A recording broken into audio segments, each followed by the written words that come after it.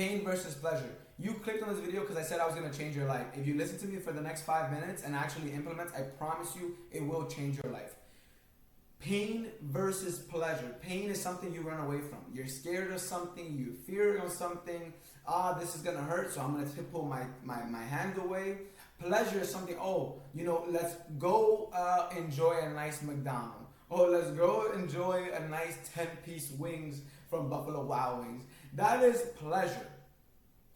Now, how can these two concepts change your life? Super simple. Eliminate the pleasure and go straight to the pain. We have to curate some artificial pain in your life so you can start doing the things that you continue to procrastinate, that you continue to put off, that you know in the back of your mind, if you did these exercises, if you did these activities, that they would further you and put you in a better position than you were yesterday. I'm going to give you an example. Back when I was broke, when I was broke, what I did was I wanted to get in shape. I wanted to go to the gym consistently, but for some reason, I would start to go to the gym, I would get consistent, and I'd fall out the gym. I don't know what it was, I just couldn't be consistent. So at that time, what I did was I grabbed 4 or 5 guys, we had an accountability group, and this accountability group was specifically designed for us to be accountable for the gym.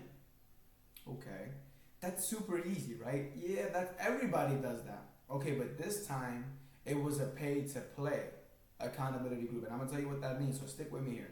So the first thing, everybody had to set the amount of days they want to go to the gym. The second thing, we had to create consequences if you didn't do the action that you're saying. And the consequences goes as this.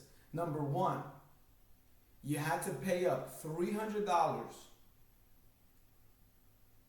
every single week you didn't go to the gym. So if Joe Garcia's tally for the gym was 4 times, if he only went 3, he pays the group $300.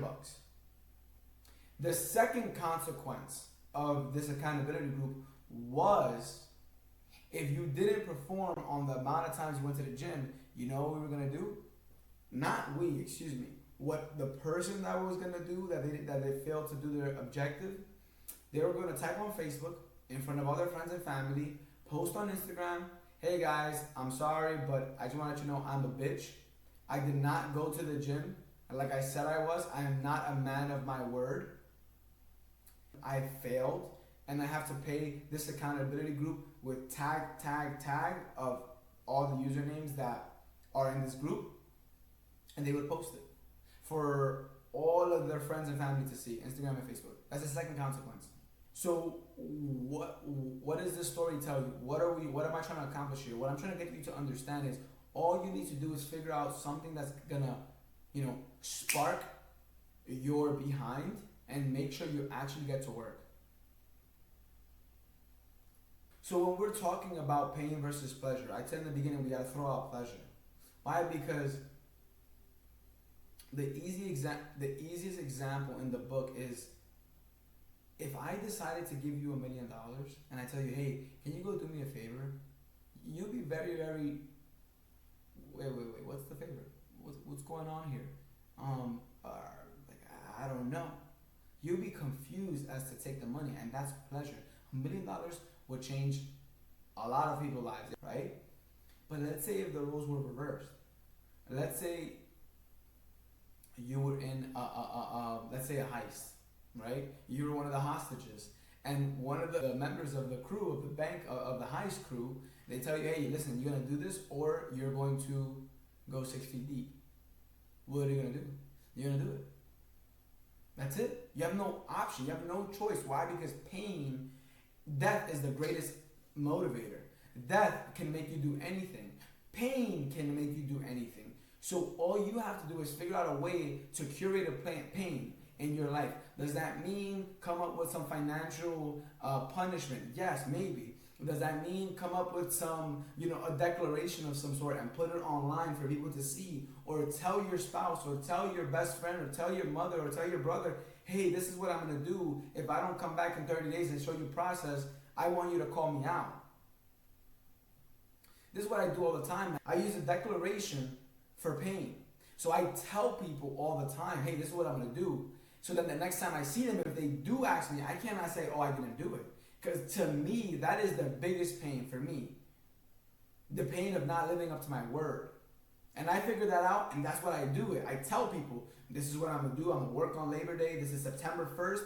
And what I did, oh, you know what? I'm going to do it right now. Because why? For the month of September, I'm going to cold call 3 hours every single day, Saturday and Sunday, for the whole entire month. No breaks, no excuses. Yesterday, I was out till 1 in the morning, having a good time with my family. And as I was leaving, my family was like, bro, stay. We don't see you. You work too much. Stay. Tomorrow is Labor Day. I said, no, I can't. I just can't. Why? Because I committed to work 3 hours every single day. Well, not committed to work, committed to cold call every single day, 3 hours for the whole entire month of September. And you know what? If somebody asked me from this YouTube video and this YouTube channel, and somebody in my life asked me, hey, how did your challenge go in September? And I tell them I didn't finish it, I would feel like a shell of myself. And that's the pain I use to do the hard things. That's the pain I use to get ahead in life. That's the pain I will continue to use to motivate me. So all I'm trying to tell you is figure out what bothers you. Figure out what is painful to you and then use it to your advantage. Use that as fuel. So again, if you circle this all around, what does it lead to? The main factor is pain. You have to figure out a way to use pain to your advantage to get ahead. If you don't read the book, if you don't go to the gym, if you don't make the YouTube video, if you don't work on your side hustle, if you don't live up to your word, what happens? Put consequences in the place of your actions. If you don't do it, then something happens. If you keep living off of pleasure, I promise you what you're going to end up doing is you're going to end up sitting on the damn couch, watching Money Heist for the 4th time. And after you binge the whole entire show, it's going to be a month or two goes by, and you're going to wonder, what happened? What changed? Nothing. Why? Because you didn't use pain to fuel your motivation. You didn't use pain to fuel your discipline.